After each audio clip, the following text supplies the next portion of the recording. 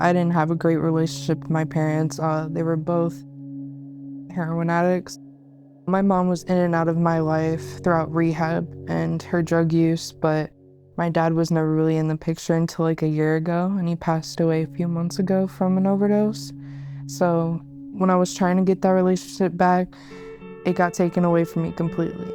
You know, I've been really surprised at how few juvenile justice settings are really attuned to the fact that so many of these kids have experienced the death of a loved one and multiple loved ones. And in fact, what we find is that at least 75% of kids in juvenile justice settings have experienced the death of a close loved one. More often than not, it's more than one person who has died. I feel like, because it was my grandma first, and then my best friend killed herself, and then my dad passed away, all within, the same month. And it was just crazy, because I was in and out of here twice in between all of that, and I had to go to Florida for a funeral, but I was on house arrest, and it was crazy, man. So I really get that. It just sucks knowing that there's nothing you can do, you can't get them back. Some nights I just stay up crying, wishing there was something I could have done.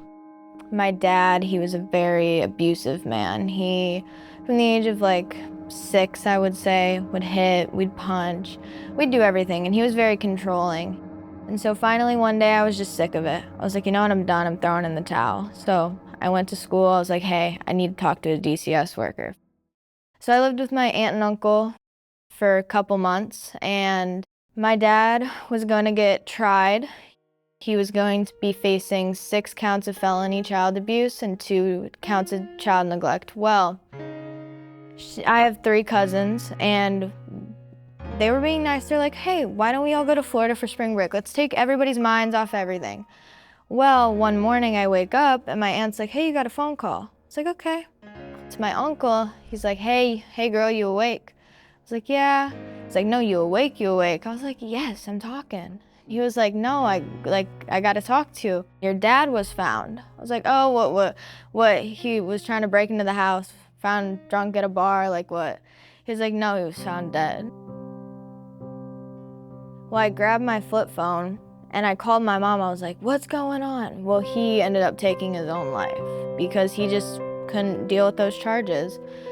What we hear very often from juvenile justice centers and settings is that they are very attuned to trauma. They're trying very hard to be more trauma-informed. Certainly, most of these kids have experienced traumas like abuse or neglect or witnessing domestic violence. But what they aren't as attuned to is the fact that so many of these kids are grieving.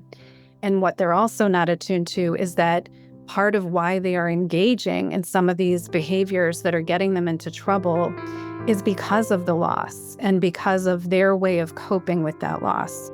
So after that, my whole family blamed me for a good year. So then I started doing drugs. I just dabbled in pills. I found weed. I did all that. And the life that you live definitely leads you to here if you have a bad history. Did you guys feel like your sadness from those situations showed up in, I don't know, how you interacted with other people, your behavior? Oh yeah, definitely. Yeah, I relapsed almost immediately. Oh yeah. I was like, okay, great. Everyone that loved and cared about me is now dead. Great. Screw life. Let me just do whatever. What we want to do, though, is give them the coping skills to be able to handle the grief in ways that is not going to get them back into trouble. My 10-day stay, my grandpa ended up passing away. I remember I was waiting for my shower, because that's the one thing that you also look forward to in here is your food and your shower. I can't wait to shower. Yeah. Same. And the pipes broke right before my visit, and so I couldn't shower, and they were trying to put me down early, and I just remember I freaked out on one of the DOs, and they understand, and I will admit that they understood, okay, you just got told this and you can't shower, and I was all sweaty, and they were like, we'll give you a phone call, and I was like, thank you. What we're finding, again, is that the grief piece is the part that most of the kids are saying, no one has ever talked to me about this. And still there's a taboo around talking about death or bereavement with kids.